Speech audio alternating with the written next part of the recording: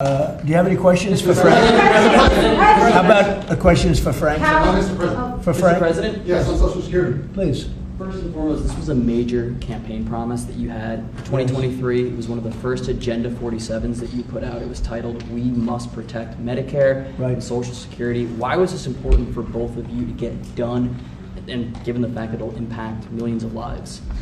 Well, it was very important to me because I knew how Social Security, I've been hearing about it for years, long before I came to office, that it was really going to die very shortly, and I had to put somebody outstanding in. And we were talking. I was talking to him on a business sense once, and I said, "This guy's amazing." And he said, "I'd love to help you with Social Security because it's sort of what he does. You know, he takes troubled entities and turns them around." And he did some of the biggest messes in the world, and Social Security in a certain way, I guess, you reported it all the time. In 4 or 5 years, it's going to go bust, but not anymore, it's not.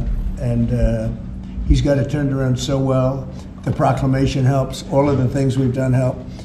And he's finding such tremendous fraud where we have illegal aliens. We have people that don't even exist on Social Security now. They don't exist.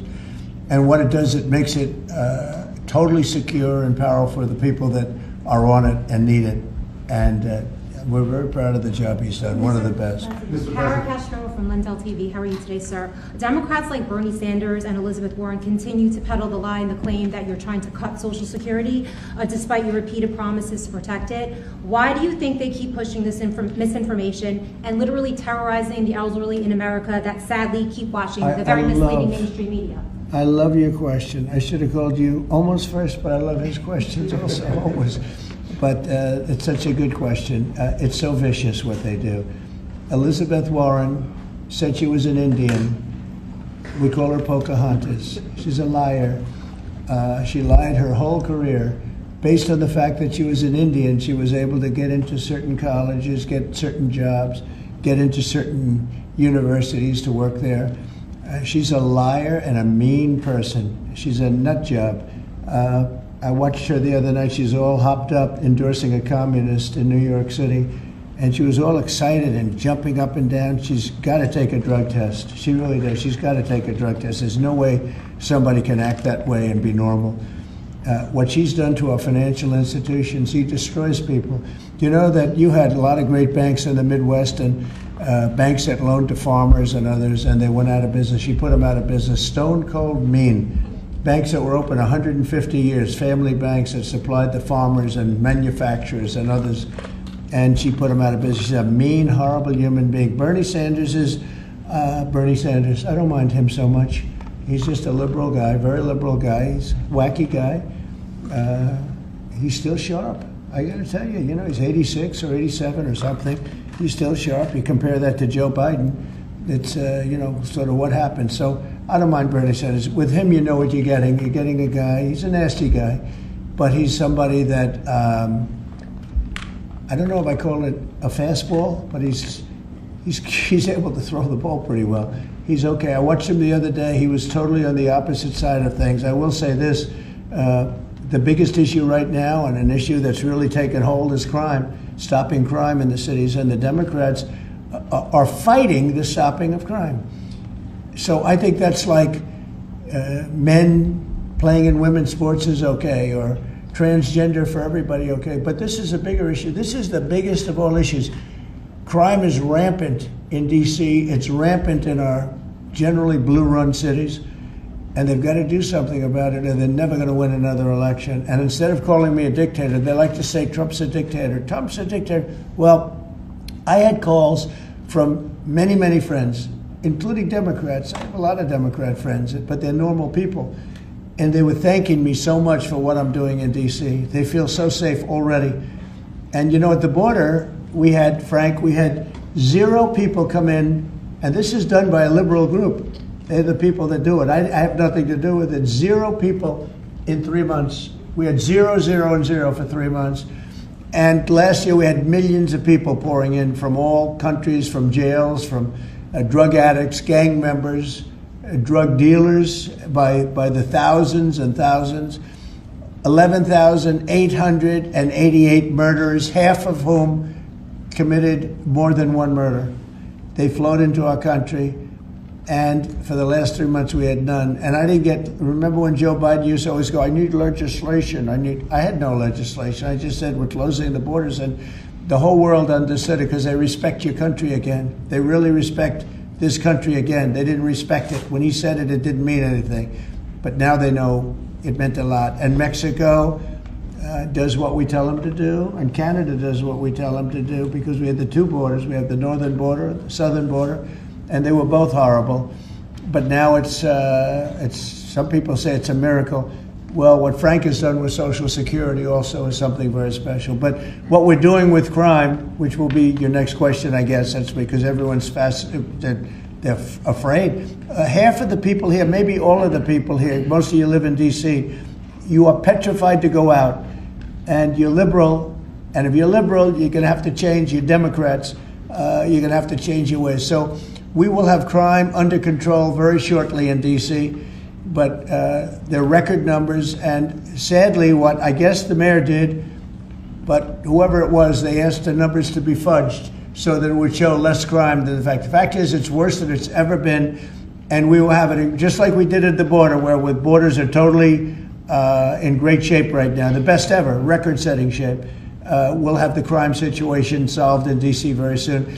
And we're also going to beautify the city. We have a beautiful city, but you can't have graffiti, and you can't have roads with potholes, and you can't have the medians, the dividers in the roads falling down on the street. We're going to be beautifying the city, making it really beautiful. We're going to be getting the criminals the hell out of here. We don't want the criminals in Washington, D.C. Mr. President, one on your Putin meeting and then one on D.C. crime. Are you prepared to offer Vladimir Putin access to rare minerals to incentivize him to end the war? We're going to see what happens with our meeting. We have a big meeting. It's going to be, I think, very important for Russia, and it's going to be very important for us, and important for us only that we're going to save a lot of lives. Look, we have, we're not paying any money, as you know, to Ukraine. We're supplying equipment. We're being paid 100% plus for that equipment by NATO. And I got NATO up from 2% to 5% of GDP. They now have billions of dollars. NATO is a very rich group of countries, and we make the best military equipment anywhere in the world by far, and they're buying our equipment, and they're paying 100% for the equipment, 100%. In fact, they owe us about $2 billion now. They're going to send a check. Another one was sent recently for $1 billion. So we're not spending any money anymore. Biden gave them $350 billion, got nothing for it. And if you look, and by the way, we also signed a rare earth deal where we get, years of rare earth to get our money back, the money we spent. But what I'm really doing this for is to save thousands of soldiers a week. You have Russian soldiers, you have Ukrainian soldiers, and then you'll have missiles dropped into various cities and towns in Ukraine. And they're losing last week they lost 7,251 people, mostly soldiers, Russian and Ukrainian soldiers. I'm doing it for that reason. We have a meeting with President Putin tomorrow. I think it's going to be a good meeting, but the more important meeting will be the second meeting that we're having. We're going to have a meeting with President Putin, President Zelensky, myself, and maybe we'll bring some of the European leaders along, maybe not. I don't know that it's going to be very important. We're going to see what happens. And I think President Putin will make peace. I think President Zelensky will make peace. We'll see if they can get along. And if they can, it'll be great. I've solved 6 wars in the last 6 months, a little more than 6 months now. And I'm very proud of it. I thought the easiest one would be this one. It's actually the most difficult. We had one war raging, as you know, for 37 years. One in the Congo with Rwanda was raging for 31 years. We solved 6 of them, made peace, not just solved them, we made peace. If you look at Pakistan and India, planes were being knocked out of the air. 6 or 7 planes came down. They were ready to go, maybe nuclear, we solved that. I thought this would be maybe an easier one. It never made sense, this war. It would have never happened when I was president. If I were president, this war would have never happened. But millions of people have been killed. And I'm there for one reason, to see if I can solve. This was Biden's war. This isn't my war. I want to see if I can stop the killing. Yeah. But rare earths, do you plan to offer him access to that at all? We have great rare earth. We made that as payment for all of the money that we've spent so foolishly in Ukraine. We spent $350 billion. Now Europe spent $1 billion. That's a lot of money. They spent $100 billion. That's a lot of money, but we shouldn't be spending a lot more money than them, and they understand that. And I think that's maybe why we're not spending money anymore. We're not spending any money. They're paying us for everything. So it's people are shocked when they hear it. They don't even understand. They don't even write about it. But we're not spending money, but we are spending a lot of time trying to get the war solved. If we can get the war solved, we'll be very happy. As far as rare earth, that's very unimportant relative. I'm trying to save lives. And on DC crime, sir, on DC crime. Do you have a message for the Democrat lawmakers like Nancy Pelosi or media who are saying, after living here for many years, that there is no crime and you're trying to start a new news cycle? It's another reason why the Democrats lost the election in a landslide. They lie. It's just lie. Look, the crime is very bad. I think they'd be much better off saying, we want to help President Trump with the crime because it's an epidemic. It's a tragic situation. It's the worst it's ever been. And we want to help President Trump with the crime, as opposed to, he's a dictator. He's a dictator. People are so happy to see our military going into D.C. and getting these thugs out. As you know, we arrested a lot of people yesterday. We arrested a lot of people today. We're getting people that have arrest records that you wouldn't believe. 28 arrests, 15 arrests, brutal people. And we're going to have to do something about this cashless bail, because people shoot somebody, they kill somebody, and they're out on the street in less than an hour. Now, that's when it's all started, in New York, in Chicago, Los Angeles.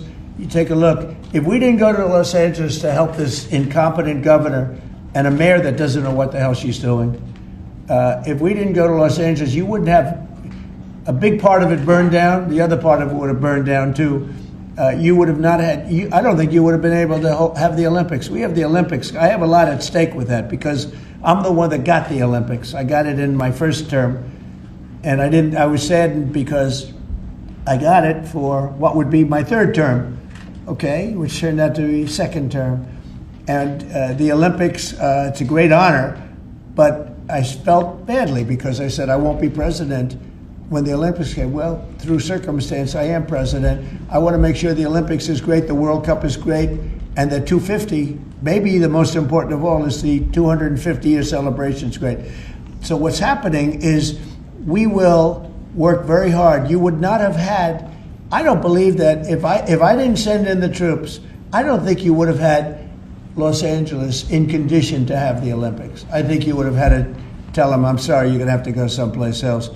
And if you look at the police commissioner or the sheriff, he said, we really needed them. Thank God they were here. We really needed them. That was the first 2 or 3 days. After we solved their problems, then he said, well, I think we could have maybe done it. No, he was told what to say. He said, you go back to your files and see what he said. He said, thank goodness they came.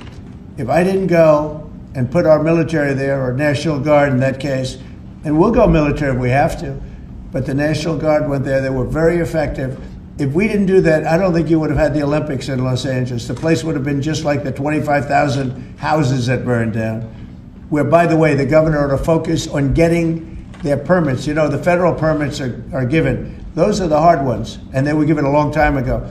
People can't rebuild the house because they can't get permits from the state and the city, and they ought to focus on that because it's very upsetting. I went there right after the fires. I walked the streets and I met a lot of great people. They want to rebuild their homes. We took care of it from the federal standpoint, but they're not taking care of it from the city, the mayor and the governor. They're not getting their permits. They can't build their houses.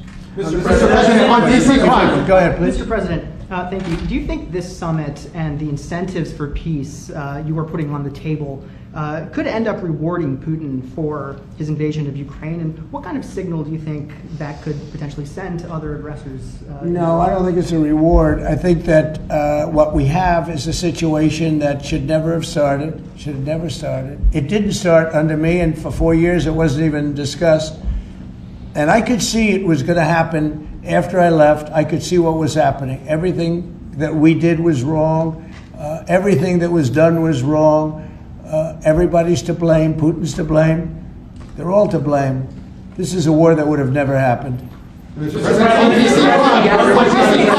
other question on LA, Mr. President, earlier today, the Washington, D.C. police chief issued an executive order allowing metropolitan police officers conducting traffic stops to notify federal immigration and customs enforcement about undocumented immigrants that they encounter. Yet the city has a long-standing pro-immigration policy, including allowing non-citizens to vote in local elections. Which is ridiculous. And limiting cooperation with federal immigration agencies. Right. Did your administration pressure the D.C. police chief to review and repeal these policies? And will you require other cities to roll back similar policies to avoid possible federal takeover of local law enforcement? So what you're saying is that it was a very positive thing. When they stop people, they find they're illegal, they report them, they give them to us, etc. That's a very positive thing. I have heard that. It just happened. That's a great step. That's a great step if they're doing that. Yeah, I think that's going to happen all over the country. We want to stop crime. I think if the Democrats aren't strong on this issue, they won't be able to do it. I think this is a bigger issue than all of the other ridiculous things that they, like open borders. Well, open borders is bad. Open borders has caused a lot of this problem, allowing millions and millions. I think 24 million people were allowed to come into our country. Many of these people from prisons, from jails, from mental institutions. This was the Biden policy. And I don't believe it was him. He was never there before. It was the people that encircled this very beautiful desk, the Resolute desk. Radical left lunatics who were smart, but radical left. And I'm very happy to hear what you just said, because I've heard that. And Mr. President, on LA, if I may, the mother of a 15-year-old California boy who was briefly detained at gunpoint in a case of mistaken identity, the LAUSD superintendent says that surveillance video shows armed agents wearing police and border patrol insignia. Given the National Guard, the Border Control, ICE agents, they're not trained in local policing. What specific steps are you taking to ensure that young people are not put in harm's way with these types of operations? Yeah, what they are trained in is common sense, and they're very tough people. And they have great common sense, and they are highly trained. I heard the mayor of LA was saying, oh, they're not trained this way. I heard this character from, where was he from? They talk about him as a candidate. He's got no chance. The governor of Maryland, I watched him this morning saying that the governor of Maryland, yeah, they say maybe he'll be a president. He's not presidential timber at all.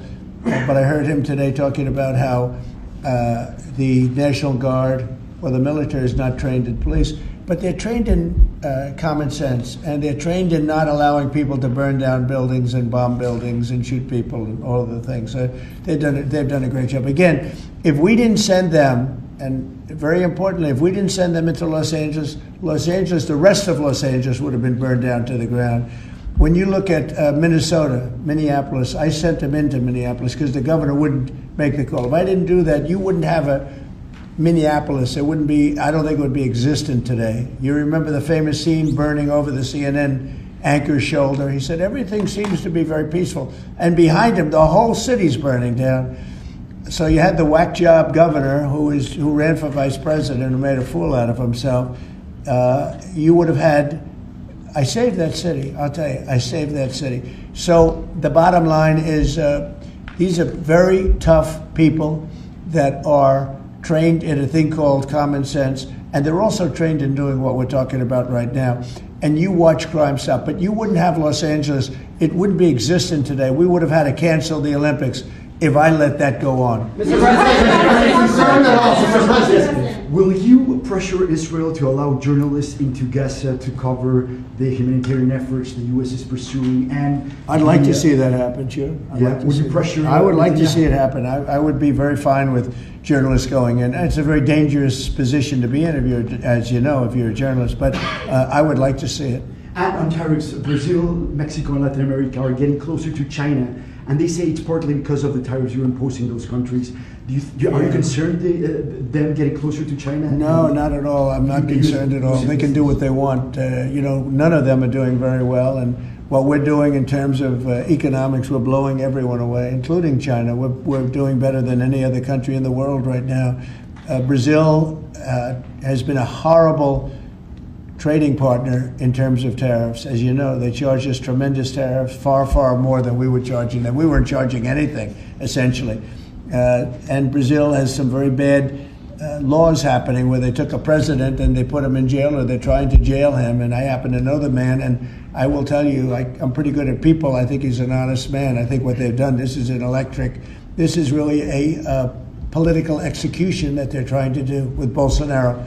I think that's terrible. But they also treated us very badly as trading partners for many, many years. One of the worst countries on earth for that. They charged tremendous tariffs, and they made it very difficult to do anything. So now they're being charged 50% tariffs, and they're not happy, but that's the way it goes. Mr. President, on DC crime, sir, on DC crime, are you concerned at all that some federal officers that are helping DC police might be being pulled away from other high priority assignments? Like what? Like what?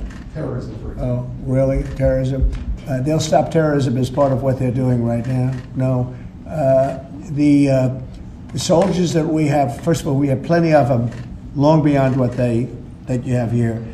We're just using a very small force. In Washington, D.C., they have thousands of police. They have a lot of police, but the police weren't allowed to do their job. We have a lot of great ones, and you have some that weren't so good, to be honest, but they weren't allowed to do their job. But now they are allowed to do their job, and essentially it's only 2 days, but you look at the numbers already, they're dropping. And no, they're not being pulled off for anything. Mr. President, as you know, there were some very concerning reports about crime statistics. Police are manipulating crime data to downplay crime in D.C. Will the administration release its own crime statistics to counter their misinformation? And will those individuals who are intentionally misrepresenting crime data and fudging the books, like you said, be penalized for endangering the public? They are under investigation right now.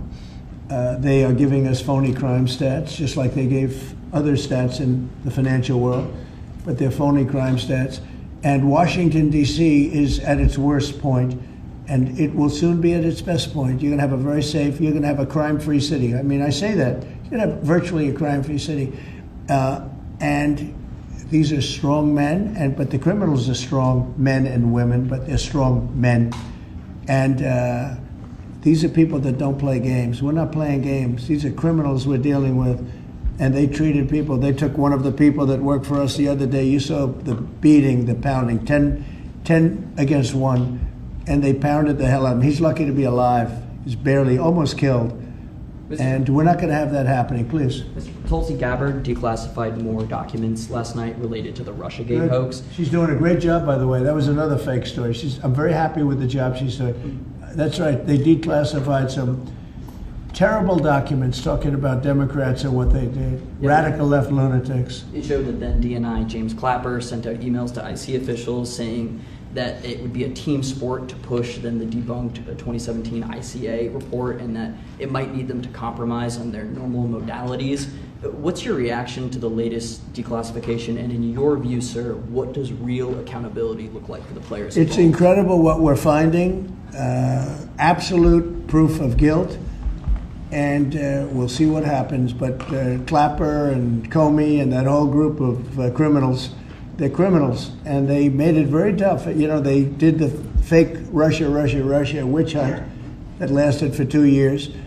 And I got totally exonerated. There was no doubt about it. They should have done it in 1 day, not 2 years. But it was a whole scheme to try and demean Trump so that I couldn't win an election. And that is a criminal group of people. They're sick people, and they're criminals, and they should be taken care of. Mr. President. Does Putin have a strong hand tomorrow?